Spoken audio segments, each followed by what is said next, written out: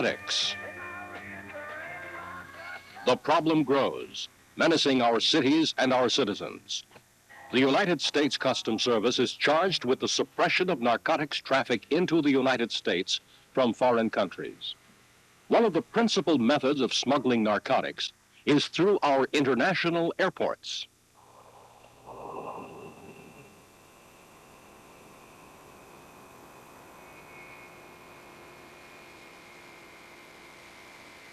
International passenger travel continues to increase at a rate of 7% per year. To meet the challenge of courteously expediting the majority of travelers while still identifying the narcotic smuggler, the customs inspector must strive to develop the skills and special talents necessary to select out high-risk passengers for a complete baggage examination, interrogation, pat-down when there's some suspicion, and when there is real suspicion supported by objective, articulable facts, a strip search. This is not a lengthy procedure.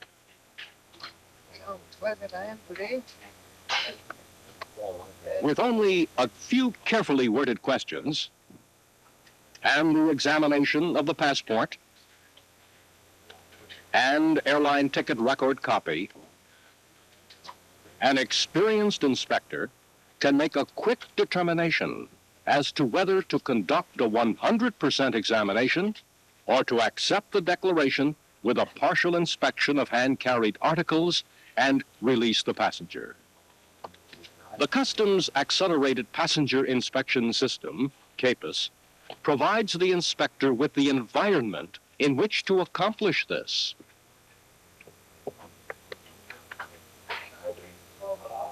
To make this determination, we can borrow a method long used by journalists. The method is referred to as the 5 W's: who, where, when, what, and why. Read any good news article, and the first paragraph will usually contain these 5 W's. The article will identify who is involved, where the news event took place, when the event took place, what occurred, and why it occurred. Just as in the news article, the inspector can determine if the passenger warrants a closer look after just a few questions based on who, where, when, what, and why. The key to success in identifying potential narcotic smugglers with the use of this system is to verify the passenger's answers to your questions. Now, to do this, the inspector has 4 important tools at his disposal. These tools are TEX, its many capabilities, and its instant response, the passport,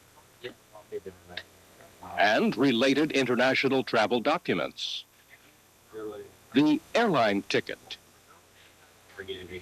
and the information it contains, and the hand-carried baggage. By thumbing through the passport, it will tell you where your passenger was born, how often he travels, where he travels, sometimes where he lives, and in the case of some foreign passports, what his occupation is. It is conceivable that the passenger's passport could be a duplicate or fraudulent. For this reason, the airline ticket should be scrutinized in conjunction with the passport. Most narcotics traffickers are not sufficiently sophisticated to have an airline ticket designed to deceive the inspector. The ticket will tell you the name of the passenger, where he purchased the ticket, how he paid for the ticket, the cities visited, and a host of other facts we'll discuss later.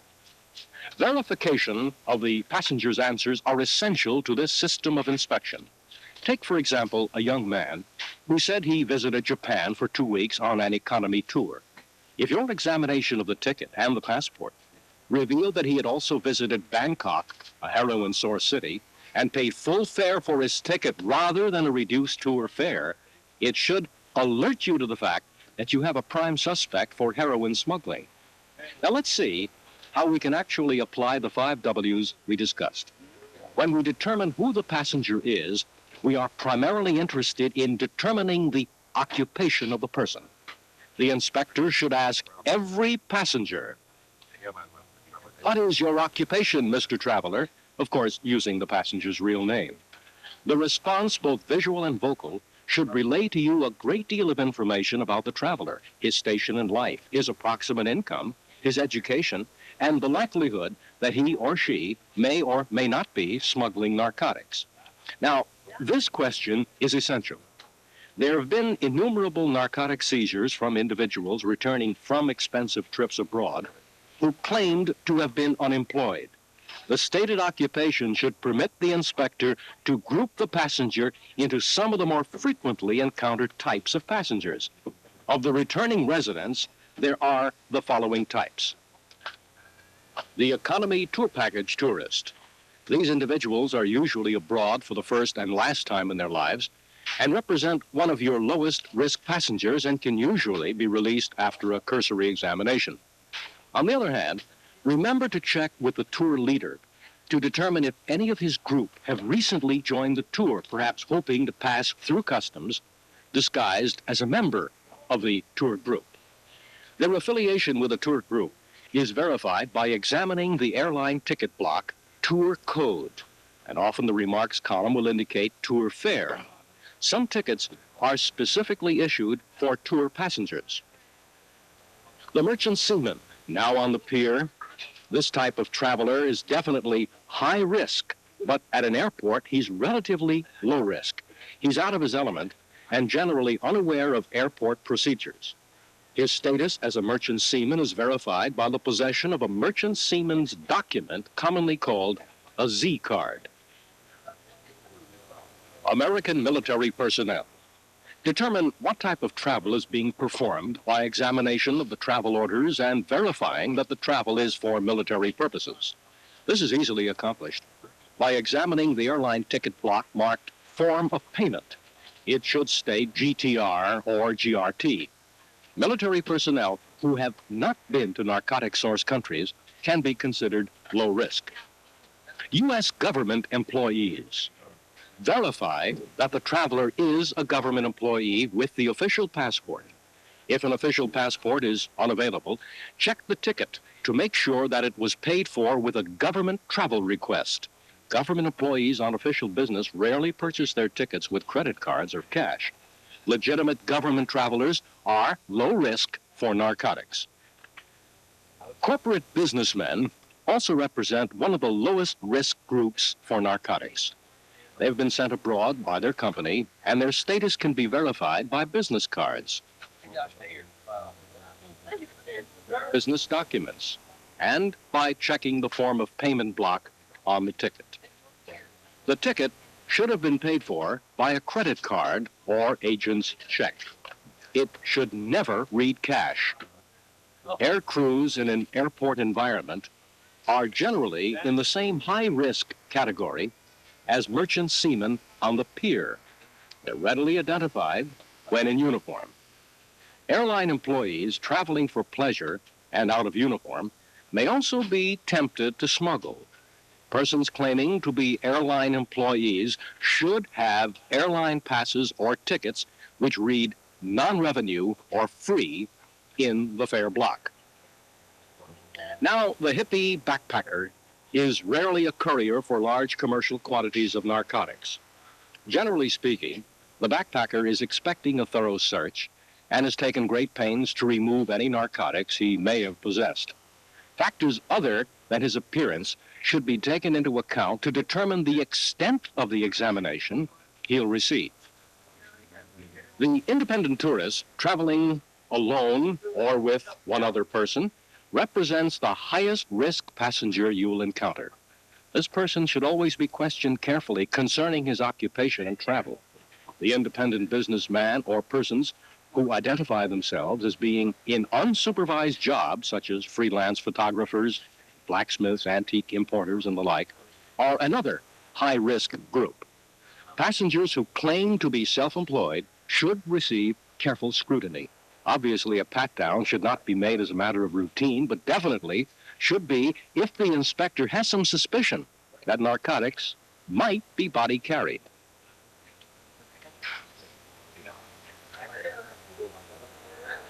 When the inspector questions non-residents about their occupation, he should review the visa which was issued abroad by an American consulate to ascertain the type of travel or business to be conducted in the United States. The customs inspector should consult his counterpart in immigration for information on visas.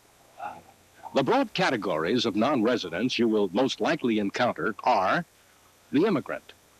Now, the immigrant is easily recognized by the X-ray and visa, which is given to the immigration inspector. The passenger claiming to be an immigrant is verified by checking the entered stamp in the passport, which will show the immigrant's status and alien resident card number. Immigrants are high risk for agricultural products, but generally low risk for narcotics, unless they've been asked to carry something as an accommodation for others. Great care should be exercised in determining if they are carrying packages for other people. The tour package tourist. In general, if this person can be identified as being with a group tour which has a tour leader, he's a low risk. The ticket should reflect a tour group price and code. The tourist traveling alone or in a pair represents the highest risk passenger you will encounter among non-residents. The visa will be marked B2, and questioning should be thorough to determine the economic status of the passenger and the ability to speak English. An uneducated, unskilled person who is unable to speak English makes a poor excuse for a tourist. There's neither the money nor the ability to communicate with hotel clerks and restaurant personnel. An expensive trip by a person with no financial means and no specific reason for traveling from a narcotic source country, coupled with other articulable reasons, may constitute a valid reason for a pat-down search. The foreign student is readily identified by the F1 visa. If the student is not from a source country, he's generally low risk. Foreign military and government personnel and diplomats carry A visas or G visas. Again, if not arriving from source countries, they're generally low risk and little attention should be paid to them. The bride or groom-to-be is an alien coming to the United States on a K1 visa to get married to a United States citizen. These passengers can run from very high to low risk, depending on the country of origin. Once the inspector has determined the occupation of the traveler and verified it, he should address himself to the aspect of where the passenger has been and where he's going. To put the answers to where in their proper perspective, the inspector should familiarize himself with narcotic source countries and traffic patterns into the United States. Know that the principal source countries for heroin are Mexico, Thailand, Hong Kong, and Malaysia. The opium poppy is readily converted to morphine base and heroin and follows several different patterns on its journey to the United States. The principal source area for cocaine is South America. Cocaine is most often encountered from Colombia, Peru, and Bolivia.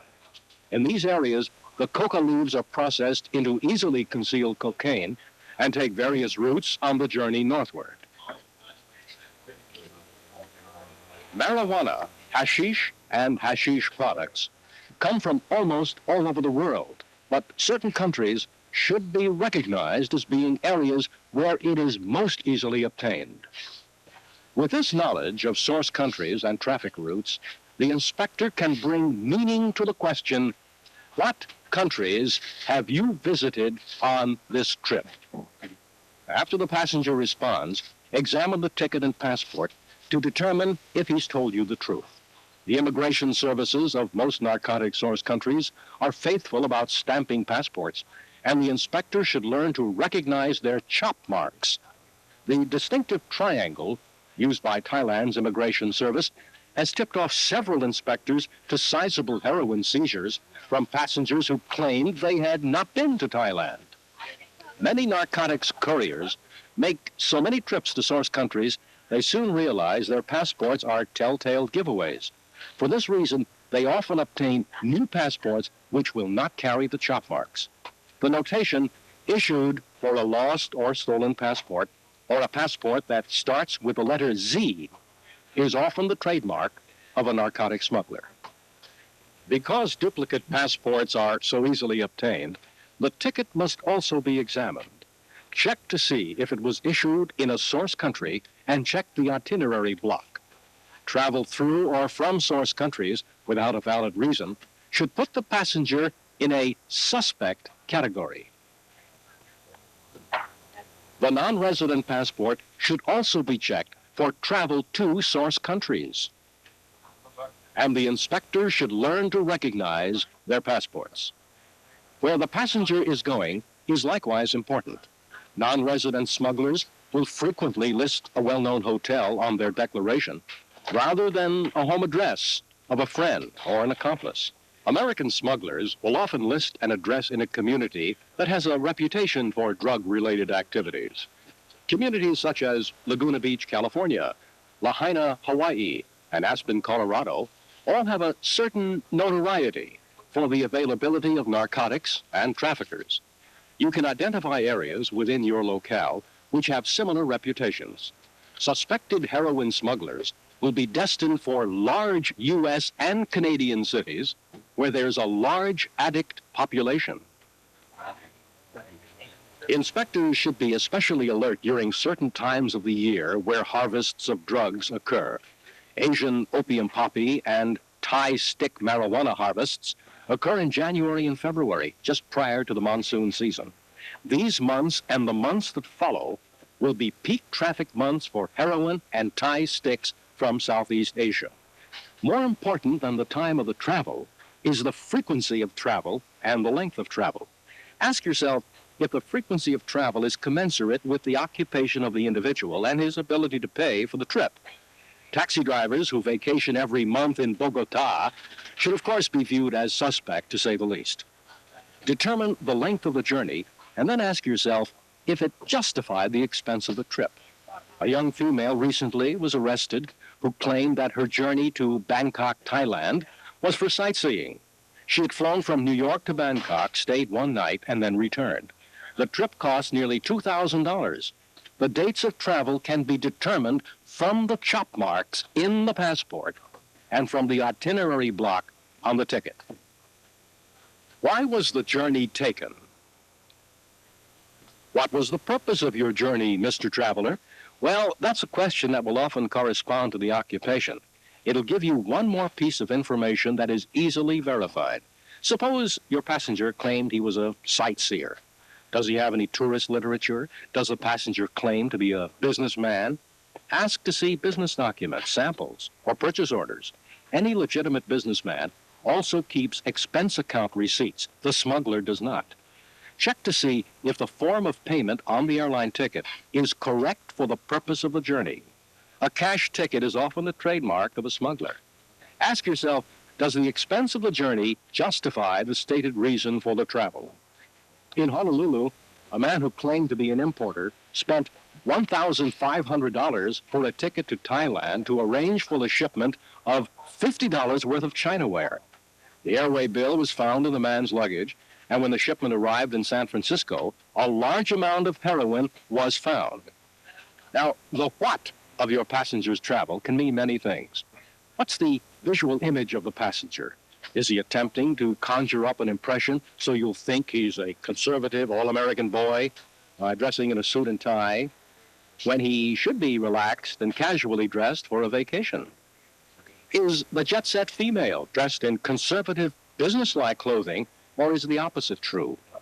Is the female smuggler attempting to take your mind off the baggage and onto the bust line? Many male smugglers will attempt to get into an inspection lane where a female inspector is processing the passengers. The smuggler is, of course, hoping to charm his way through customs. What is the passenger's response to your questioning? Is he overly concerned with what you're doing, or is he relatively disinterested? The smuggler will be unusually attentive and often overly helpful because he realizes that what you're doing could have significant impact on the next 5 to 10 years of his life. On the other hand, in this day of tranquilizers such as Valium, the smuggler could be as cool as ice and display absolutely no outward signs of nervousness. What kind of baggage is the passenger carrying? And does it, economically speaking, match the passenger? Suitcases such as American Tourister and Samsonite lend themselves easily to being made into false bottoms that can hold up to 14 pounds of heroin. Inconsistencies in the type of luggage can often lead to seizures. An inspector in San Francisco found a significant amount of narcotics in 2 brand new American Touristers being carried by a girl who claimed she was trekking in Nepal for several months. The inspector reasoned that the bags should have appeared to be old and dirty, not new and clean. With the use of these questioning techniques, the inspector should be able to make a quick determination of the extent of the examination he'll make, if any. Your questioning and the use of who, where, when, why, and what will allow you to correlate the answers with the characteristics generally referred to as the narcotic smuggler profile.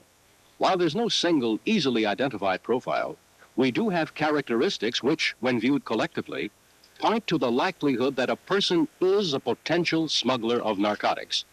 It'll be necessary for the inspector to mentally count up a score for the passenger. The more circumstance you encounter, the stronger the likelihood that your passenger is a smuggler. The profile characteristics for the returning resident are usually young, 18 to 40 years old, and often young Caucasian females. U.S. passport reflects first-time traveler or shows considerable travel to source countries. The U.S. passport, when issued abroad, serial number starts with Z. Lives in a large metropolitan city. Non-professional or unemployed. Carrying 1 or 2 suitcases. The suitcases are Samsonite or American Tourister type. Wearing a suit or conservative dress and well-dressed and well-groomed.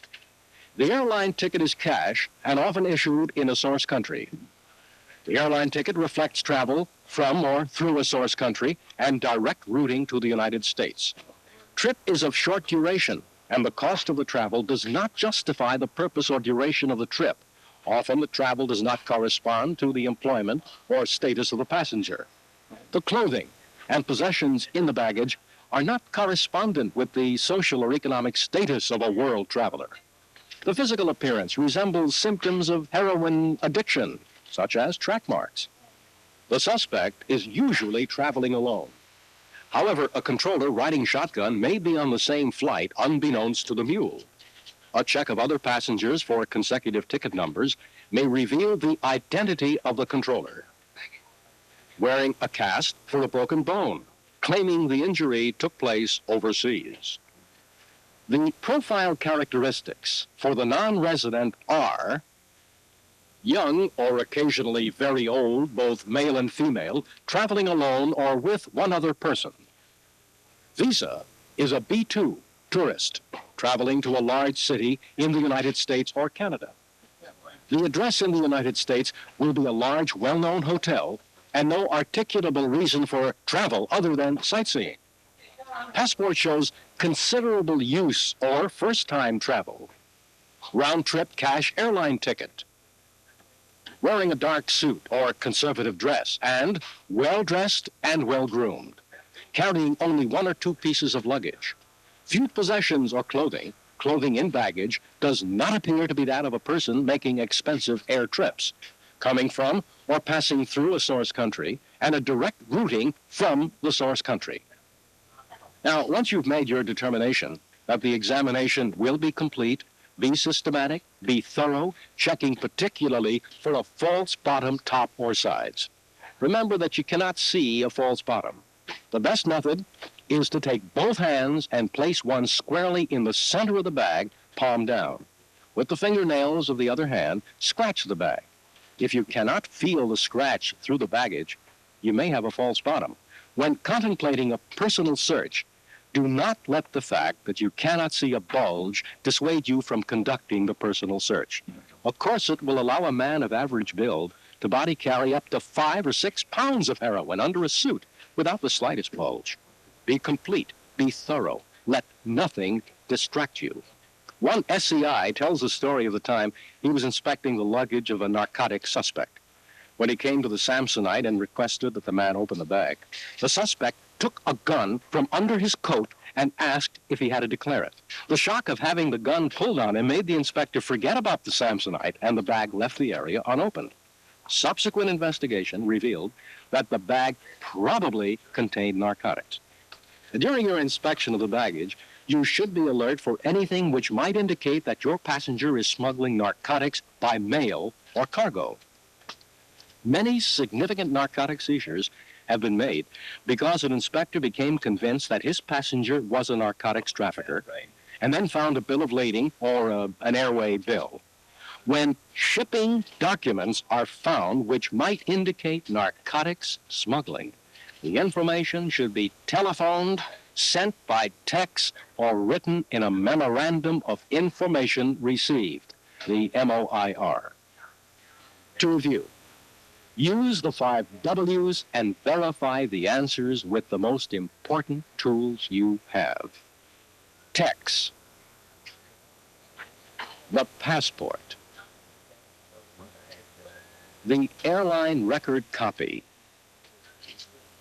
and the hand-carried baggage.